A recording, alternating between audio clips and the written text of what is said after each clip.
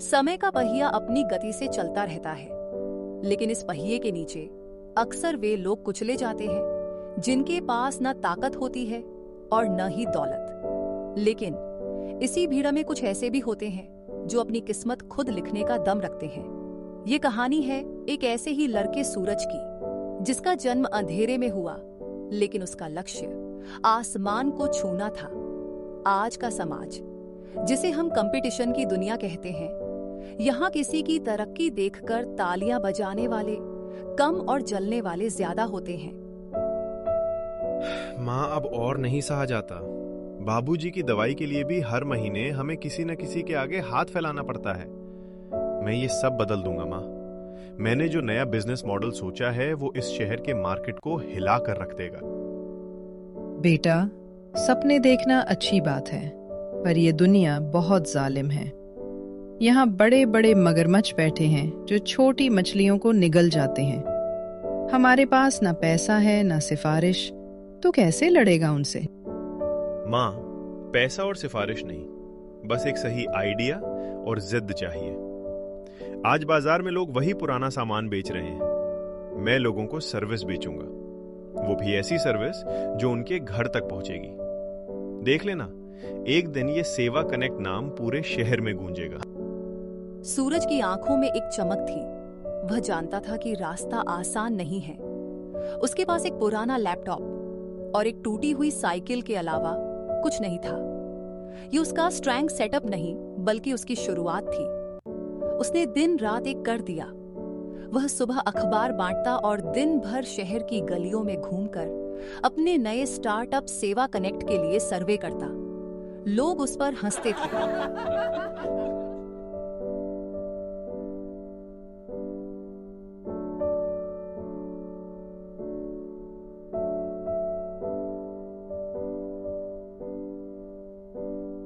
अरे ओ लड़के, तू हमें धंधा सिखाएगा? कल का छोकरा, जा जा, यहां पहले से बड़े बड़े सेठ बैठे हैं जिनका सिक्का चलता है। तेरी ये ऑनलाइन ऑफलाइन वाली खिचड़ी यहां नहीं पकेगी। सेठ जी, वक्त बदल रहा है। आज ग्राहक दुकान पर नहीं आना चाहता। वो चाहता है दुकान उसके फोन में हो। अगर आप नहीं जुड़ेंगे तो कोई और जुड़ जाएगा। फिर मत कहिएगा कि ग्राहक कम हो गए। सूरज की ये बात दुकानदार को चुभ गई, लेकिन उसने उसे भगा दिया। सूरज हताश नहीं हुआ। उसे पता था कि रिजेक्शन ही सफलता की पहली सीढ़ी है। उसने अपनी रणनीति बदली। उसने सीधे ग्राहकों से संपर्क करना शुरू किया। धीरे धीरे उसकी मेहनत रंग लाने लगी। जहां बड़े व्यापारी अपनी एसी दुकानों में बैठकर ग्राहकों का इंतजार करते, सूरज अपनी छोटी सी टीम, जो उसके जैसे ही 2-3 गरीब दोस्तों की थी, के साथ घर घर जाकर ऑर्डर लेता और सामान पहुंचाता। ये क्या सुन रहा हूं मैं? हमारी बिक्री पिछले महीने 10% कम हो गई है, और यह सेवा कनेक्ट। क्या बला है? कौन है इसके पीछे? मालिक, वो बस्ती का एक लड़का है सूरज। उसने कुछ लड़कों को जोड़कर एक नेटवर्क बनाया है। वो मार्केट से सस्ता और तेज सामान लोगों के घर। सूरज? हाँ, दीपक की लॉ को सूरज समझने की गलती मत करो। अभी तो उसने उड़ना शुरू किया है। उसके पंख कतरने में मुझे ज्यादा वक्त नहीं लगेगा। इस शहर के व्यापार पर सिर्फ धनराज का राज है। जाओ, उस लड़के को समझाओ कि या तो वो अपना यह तमाशा बंद कर दे, वरना हम उसे ऐसे कुचलेंगे कि वो उठ नहीं पाएगा। यहीं से शुरू हुआ असली खेल। एक तरफ सूरज की बुलंद सोच, जो ग्राहकों का दिल जीत रही थी, और दूसरी तरफ सेठ धनराज की साजिशें। धनराज के आदमियों ने सूरज के लड़कों को डराना शुरू कर दिया। कभी उनकी साइकिल पंचर कर दी जाती, तो कभी उनके सामान को रास्ते में गिरा दिया जाता। सूरज भाई, अब ये बहुत ज्यादा हो रहा है। आज उन्होंने मुझे रोका और मारा। वो कह रहे थे कि अगर कल से इस इलाके में दिखे तो टांगे तोड़ देंगे। भाई, हम गरीब लोग हैं, हम इन गुंडों से नहीं लड़ सकते। हमें ये काम बंद कर देना चाहिए। बंद कर दे? यही तो वो चाहते हैं महेश। अगर आज हम डर गए तो पूरी जिंदगी डरकर ही जीना पड़ेगा। वो हमारी हिम्मत तोड़ना चाहते हैं क्योंकि वो हमारे काम से डर गए हैं। याद रखना, जब दुश्मन वार करने लगे तो समझ लो कि हम सही रास्ते पर हैं। हम लड़ेंगे नहीं, हम उन्हें अपने काम से जवाब देंगे। हमारा सेटअप अब सिर्फ साइकिल नहीं होगा।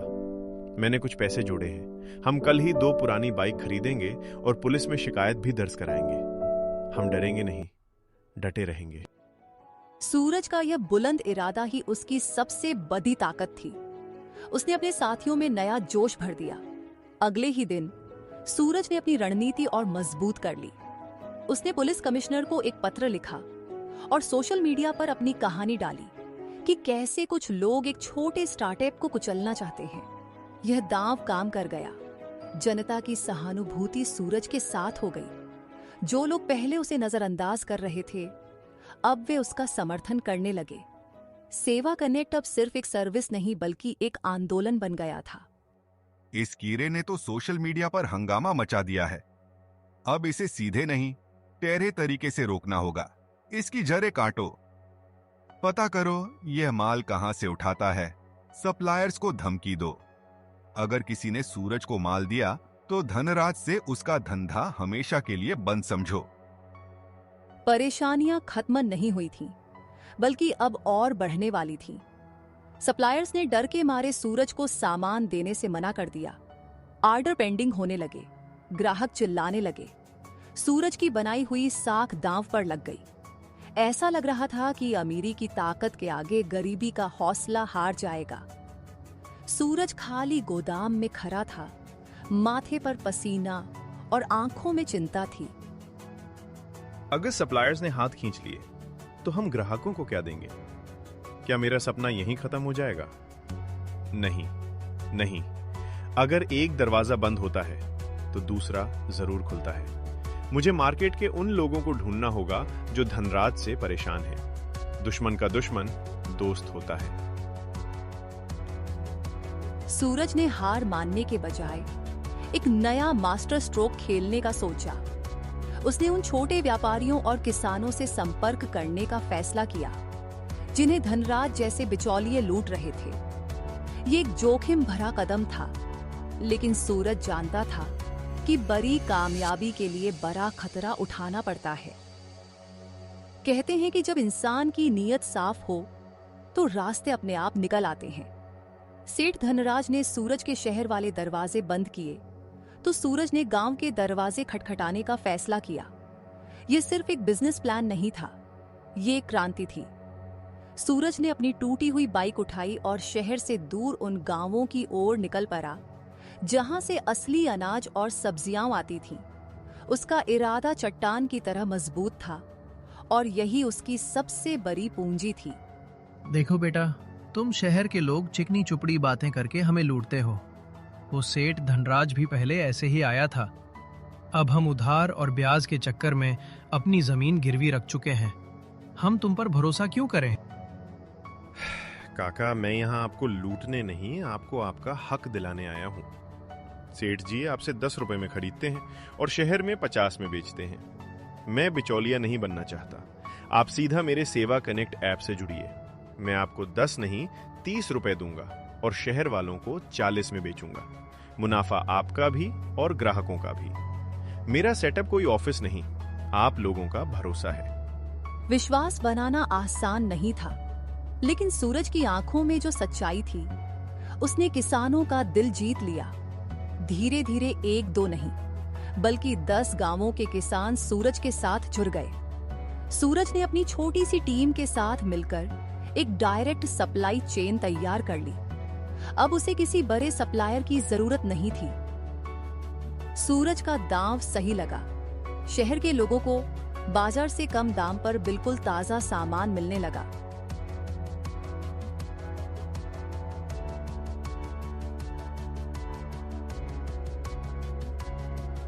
जहां सेठ धनराज के गोदामों में रखा पुराना माल सड़ रहा था, वहीं सूरज का सामान हाथों हाथ बिक रहा था। सेवा कनेक्ट अब सिर्फ एक स्टार्टअप नहीं, एक ब्रांड बन चुका था।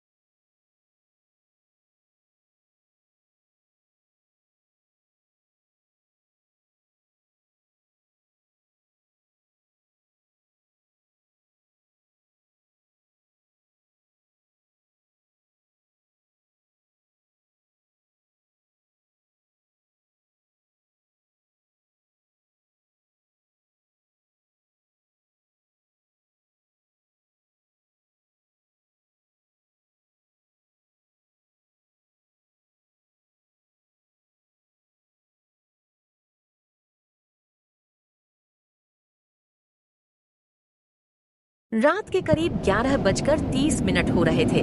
अमावस की काली रात थी और आसमान मानो फट पड़ा था। मूसलाधार बारिश ने रामगढ़ के घने जंगलों को अपनी चपेट में ले लिया था। शहर की चकाचौंध से मीलों दूर इस जंगल के बीच से गुजरने वाली टूटी फूटी सड़क पर एक पुरानी जीप हिचकोले खाते हुए आगे बढ़ रही थी। जीप चला रहा था रोहन एक निडर खोजी पत्रकार था जो अक्सर ऐसी जगहों की कहानियां कवर करता था जहां जाने से आम लोग डरते थे। उसे खबर मिली थी कि रामगढ़ के जंगलों के बीच एक ऐसी हवेली है जो पिछले 60 सालों से बंद है, लेकिन आज भी वहां से रात को घुंघरू और चीखों की आवाजें आती हैं। रोहन की जीप के वाइपर तेजी से चल रहे थे, लेकिन बारिश इतनी तेज थी कि कांच के बाहर कुछ भी साफ दिखाई नहीं दे रहा था। अचानक जीप की हेडलाइट्स फड़फड़ाने लगी, रोशनी कम ज्यादा होने लगी। रोहन ने स्टीयरिंग पर हाथ मारा। अरे यार, अभी इसे भी खराब होना था। तभी एक जोरदार धमाके के साथ जीप का टायर फट गया। गाड़ी सड़क पर लहराई और कीचड़ में जाकर फंस गई।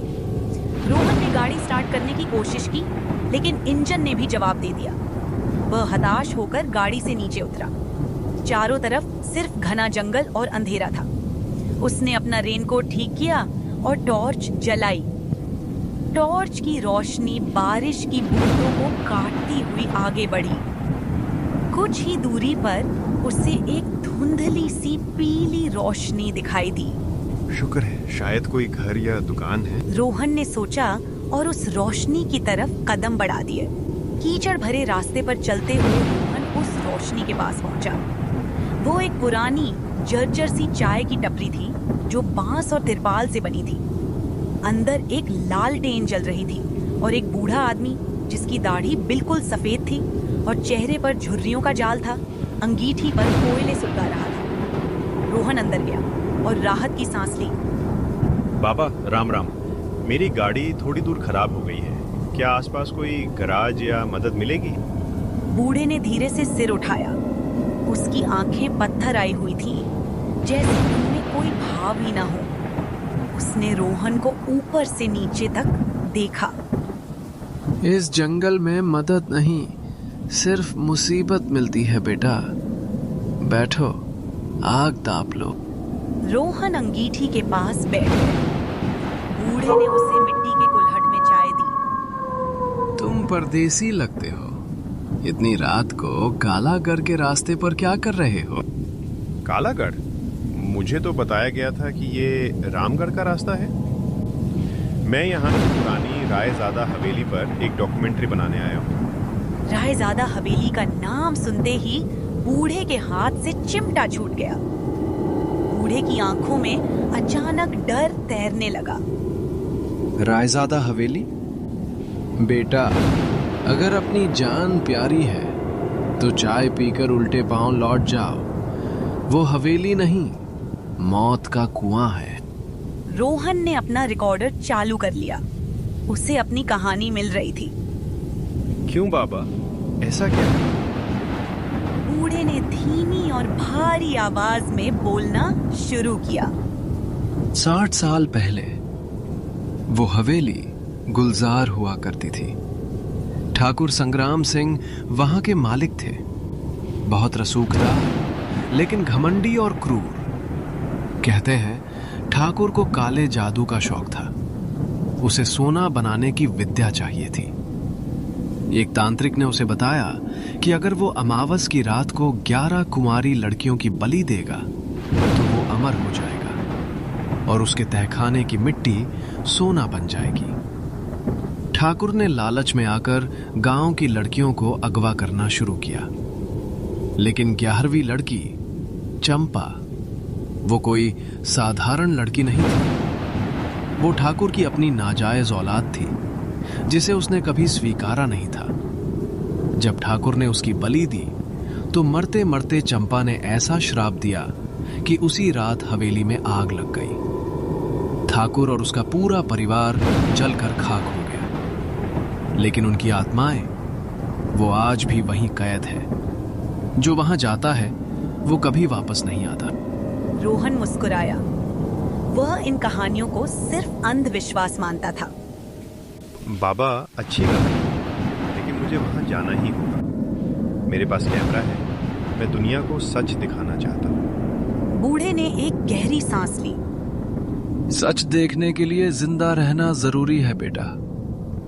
खैर, तेरी मर्जी, लेकिन याद रखना, अगर हवेली के अंदर तुम्हें घुंघरू की आवाज सुनाई दे तो रुकना मत, भागना। और अगर कोई तस्वीर तुम्हें घूरते हुए दिखे तो उसे देखना मत। रोहन ने चाय के पैसे रखे, टॉर्च उठाई और बूढ़े के बताए रास्ते पर चल पड़ा। जैसे ही वह थोड़ा दूर गया और पीछे मुड़कर देखा तो वहां कोई टपरी नहीं थी। सिर्फ एक पुराना सूखा हुआ पेड़ था जिसके नीचे कुछ पत्थर पड़े थे। रोहन का दिल एक पल के लिए सहम गया। शायद अंधेरे में रास्ता भटक गया हूं, उसने खुद को समझाया और आगे बढ़ गया। लेकिन हवा में अब एक अजीब सी ठंडक घुल गई थी। करीब 20 मिनट चलने के बाद रोहन एक विशाल लोहे के गेट के सामने खड़ा था। गेट पर जंग लगी थी और उस पर बड़े बड़े ताले लटके थे, लेकिन दीवार एक जगह से टूटी हुई थी। बिजली कड़की और उस रोशनी में रोहन ने हवेली को देखा। वह इमारत किसी विशाल राक्षस जैसी लग रही थी। खिड़कियों के कांच टूटे हुए थे, दीवारों पर पीपल के पेड़ उगाए थे। लेकिन सबसे अजीब बात यह थी कि हवेली की तीसरी मंजिल की एक खिड़की से हल्की लाल रोशनी आ रही थी। वहां लाइट कैसे जल सकती है? ये जगह तो 60 साल से बंद है। उसने अपना कैमरा ऑन किया और टूटी दीवार से अंदर कूद गया। हवेली का बगीचा कांटों और झाड़ियों से भरा था। चलते चलते रोहन को लगा कि झाड़ियों के पीछे से कोई उसे देख रहा है। उसने झटके से टॉर्च घुमाई। कौन है? वहाँ कोई नहीं था, सिर्फ एक पुराना फव्वारा था जिसमें पानी की जगह अब सिर्फ कीचड़ और सड़े हुए पत्ते थे। उस फव्वारे के ऊपर एक पत्थर की परी बनी थी जिसका सिर टूटा हुआ था। रोहन हवेली के मुख्य दरवाजे तक पहुंचा। लकड़ी का दरवाजा दीपकों ने खा लिया था। उसने हल्का सा धक्का दिया, दरवाजा खुल गया। अंदर से बासी हवा, सीलन और चमगादड़ों की गंध का एक भभका बाहर आया। रोहन अंदर दाखिल हुआ। यह हवेली का मुख्य हॉल था। टॉर्च की रोशनी में उसने देखा कि छत से एक विशाल झाड़ फानूस लटक रहा था जो हवा के झोंकों से हल्का हल्का हिल रहा था। दीवारों पर पुरानी पेंटिंग्स टंगी थीं, राजाओं की, शिकार की और ठाकुरों की। रोहन आगे बढ़ा। उसके जूतों की आवाज खाली हॉल में गूंज रही थी। अचानक उसे अपने पीछे किसी के चलने की आवाज आई। वह रुका, आवाज भी रुक गई। वह चला, आवाज फिर आई। रोहन ने तेजी से पीछे मुड़कर देखा। हॉल खाली था, लेकिन फर्श पर धूल में ताजे पैरों के निशान थे, छोटे पैरों के निशान, किसी बच्चे के। यहाँ कोई है? देखो, मैं पुलिस नहीं हूँ, मैं एक पत्रकार हूँ। रोहन ने कांपती आवाज में कहा। तभी हॉल के दूसरे कोने से एक गेंद लुढ़कती हुई उसके पैरों के पास आई। एक पुरानी मिट्टी से सनी हुई गेंद। रोहन ने झुककर गेंद उठाई। वह ठंडी थी, बर्फ जैसी ठंडी। तभी उसके कान के बिल्कुल पास किसी ने फुसफुसाया, खेलोगे हमारे साथ? रोहन उछलकर पीछे हटा। उसने चारों तरफ टॉर्च घुमाई। वहाँ कोई नहीं था, लेकिन हॉल में रखी एक बड़ी घड़ी ने अचानक टन टन करके 12 बजाने शुरू कर दिए। घड़ी की आवाज बंद होते ही हवेली का माहौल बदल गया। अब वह सन्नाटा नहीं था, दूर से संगीत की आवाज आने लगी। तबले की थाप और सारंगी की धुन, जैसे कहीं महफिल सजी हो। आवाज ऊपर की मंजिल से आ रही थी। रोहन डर और जिज्ञासा के मिश्रण के साथ सीढ़ियां चढ़ने लगा। सीढ़ियों की लकड़ी पुरानी थी और हर कदम पर चरमरा रही थी। वह दूसरी मंजिल पर पहुंचा। यहाँ एक लंबा गलियारा था जिसके दोनों तरफ कई कमरे थे। संगीत की आवाज अब बंद हो चुकी थी। रोहन ने पास के कमरे का दरवाजा खोला। ये एक लाइब्रेरी थी। किताबें अलमारियों से गिरकर जमीन पर बिखरी पड़ी थीं। रोहन ने एक मेज पर पड़ी डायरी उठाई। उस पर धूल की मोटी परत थी। उसने धूल साफ की। ये हवेली के मुंशी की डायरी थी। उसने आखिरी पन्ना खोला। तारीख थी 13 अक्टूबर 1952। लिखा था, ठाकुर पागल हो चुके हैं। आज रात वह तांत्रिक के साथ मिलकर वह अनुष्ठान करने वाले हैं।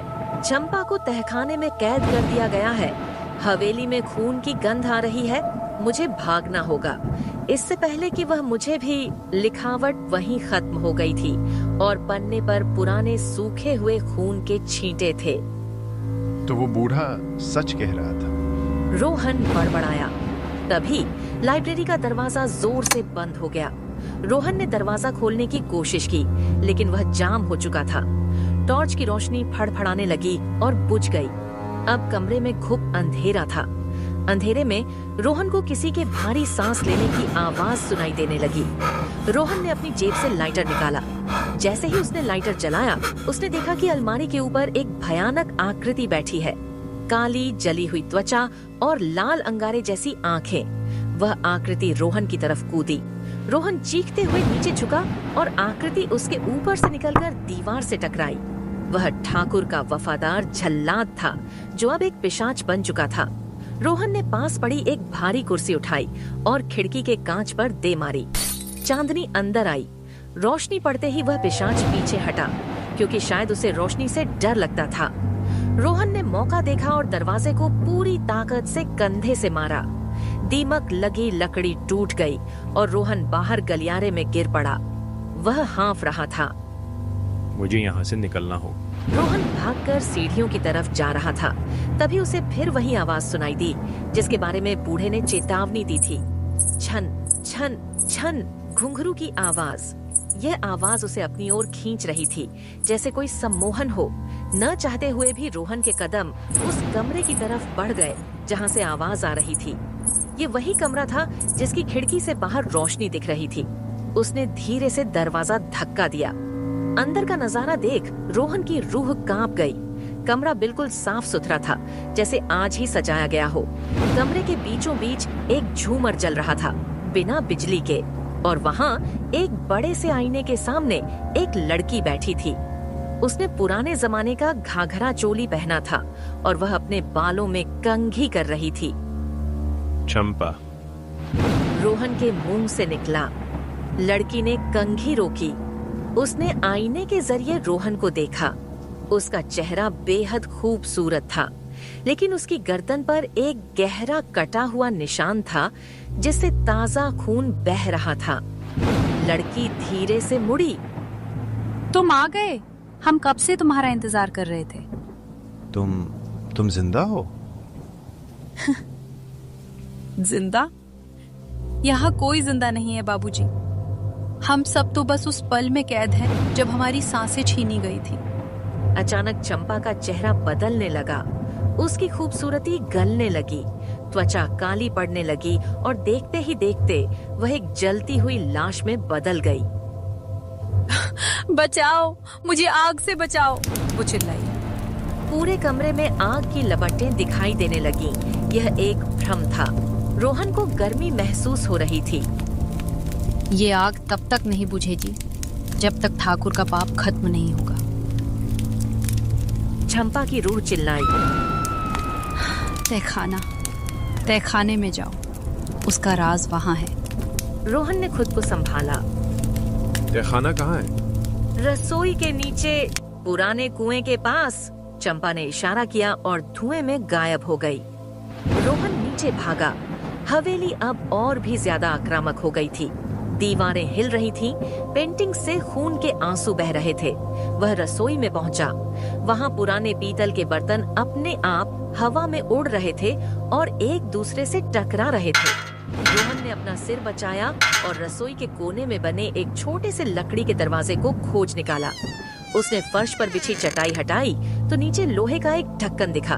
उसने पूरी ताकत लगाकर ढक्कन खोला। नीचे अंधेरी सीढ़ियां थीं। वह नीचे उतरा। यहाँ बदबू बहुत तेज थी। ये तहखाना था। यहाँ अजीब से यंत्र, खोपड़ियाँ और तांत्रिक पूजा का सामान बिखरा पड़ा था। कमरे के बीच में एक वेदी बनी थी, जिस पर एक बड़ी सी पेंटिंग रखी थी। पेंटिंग ठाकुर संग्राम सिंह की थी, लेकिन अजीब बात यह थी कि पेंटिंग में ठाकुर की आंखें असली लग रही थीं और हिल रही थीं। तभी तहखाने के अंधेरे कोने से एक भारी और कड़कदार आवाज आई। मेरी पूजा में बाधा डालने की हिम्मत कैसे हुई तेरी? रोहन ने टॉर्च घुमाई। वहाँ ठाकुर संग्राम सिंह की आत्मा खड़ी थी। वह 7 फीट लंबा साया था, हाथ में एक नंगी तलवार और गले में हड्डियों की माला। तू भी बाकी लोगों की तरह मरेगा। ठाकुर ने तलवार उठाई। रोहन पीछे हटा, लेकिन उसकी पीठ दीवार से जा लगी। मुझे पता है तुम्हारी ताकत इस पेंटिंग में है। रोहन चिल्लाया।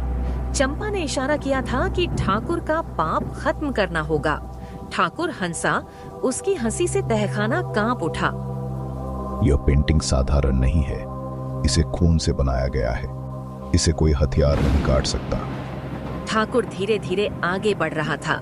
रोहन की नजर पास पड़े एक कलश पर पड़ी। उस पर गंगा जल लिखा था।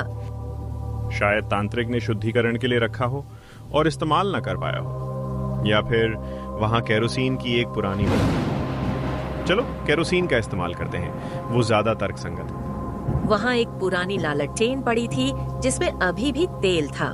रोहन ने झपट्टा मारकर लालटेन उठाई। नहीं। ठाकुर चिल्लाया।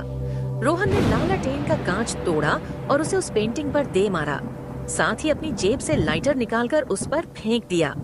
कैनवास तेल से भीगा हुआ था, इसलिए उसने तुरंत आग पकड़ ली। जैसे ही पेंटिंग जलने लगी, ठाकुर की आत्मा तड़पने लगी। उसका शरीर ऐसे ऐंठने लगा जैसे कोई अदृश्य रस्सियों से खींच रहा हो। मेरा सोना, मेरी अमरता। ठाकुर चीख रहा था। पेंटिंग में बना ठाकुर का चेहरा पिघलने लगा। असलियत में भी ठाकुर का साया धुएं में बिखरने लगा। तहखाने की छत गिरने लगी थी। रोहन समझ गया कि हवेली अब ढाने वाली है। वह सीढ़ियों की तरफ भागा। रोहन गिरते पड़ते तहखाने से बाहर निकला और मुख्य हॉल की तरफ भागा। पूरी हवेली हिल रही थी। झूमर नीचे गिरकर चूर चूर हो गया। जैसे ही वह मुख्य दरवाजे के पास पहुंचा, उसने देखा कि हॉल में सैकड़ों धुंधली आकृतियां खड़ी हैं। ये वो सभी आत्माएं थीं। चंपा, मुंशी, गांव के बच्चे। वे अब डरावने नहीं लग रहे थे, वे शांत थे। चंपा सबसे आगे खड़ी थी। उसने हाथ जोड़कर रोहन को धन्यवाद दिया। उनकी आकृतियां धीरे धीरे सफेद रोशनी में बदल गईं और ऊपर की ओर उठने लगीं। उन्हें मुक्ति मिल गई थी। रोहन ने आखिरी बार पीछे देखा और टूटे हुए गेट से बाहर कूद गया।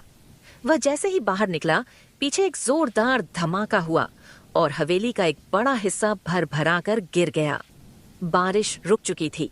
बादलों के बीच से सुबह की पहली किरण निकल रही थी। रोहन अपनी कीचड़ में फंसी जीप के पास पहुंचा। वह बुरी तरह थक चुका था। उसके कपड़े फटे थे और शरीर पर कई खरोंचें थीं। उसने चाबी घुमाई। जीप एक बार में स्टार्ट हो गई। रोहन ने गाड़ी मोड़ी और उसी रास्ते से वापस जाने लगा। उसे वह चाय की टपरी ढूंढनी थी। उसे देखना था कि वह पेड़ और वह जगह क्या थी। जब वह उस सूखे पेड़ के पास पहुंचा, तो वहां सुबह की रोशनी में उसे एक पुराना काई लगा हुआ पत्थर दिखाई दिया। उसने गाड़ी रोकी और पास जाकर देखा। पत्थर पर लिखा था, स्वर्गीय भोलानाथ चाय वाले की याद में, जिनकी मृत्यु 1960 में यात्रियों को बचाने की कोशिश में हुई। रोहन के पैरों तले जमीन खिसक गई। वह बूढ़ा जिसने उसे रात को चेतावनी दी थी, वह खुद एक रूह था। शायद वह सालों से वहां भटक रहा था ताकि किसी और को हवेली जाने से रोक सके, और आज हवेली के खत्म होने के साथ शायद उसे भी मुक्ति मिल गई थी, क्योंकि वहां अब कोई टपरी नहीं थी, न ही कोई राख का निशान। रोहन ने आसमान की तरफ देखा और हाथ जोड़ा। उसने अपनी डायरी निकाली और उस पर एक नया शीर्षक लिखा। कहानी खत्म हो गई थी, लेकिन वह रात रोहन की यादों में हमेशा के लिए दर्ज हो गई। दोस्तों, कहते हैं कि बुराई चाहे कितनी भी ताकतवर क्यों न हो, सच्चाई की एक चिंगारी उसे खाक करने के लिए काफी होती है। रामगढ़ की वह हवेली आज मिट्टी बन चुकी है, लेकिन क्या पता दुनिया के किसी और कोने में कोई और दरवाजा आज भी किसी के खुलने का इंतजार कर रहा हो। अगर आपको यह कहानी पसंद आई तो मैक्स कार्टून को लाइक करें, शेयर करें और सब्सक्राइब जरूर करें। कमेंट में बताएं कि आप अगली कहानी किस बारे में सुनना चाहते हैं।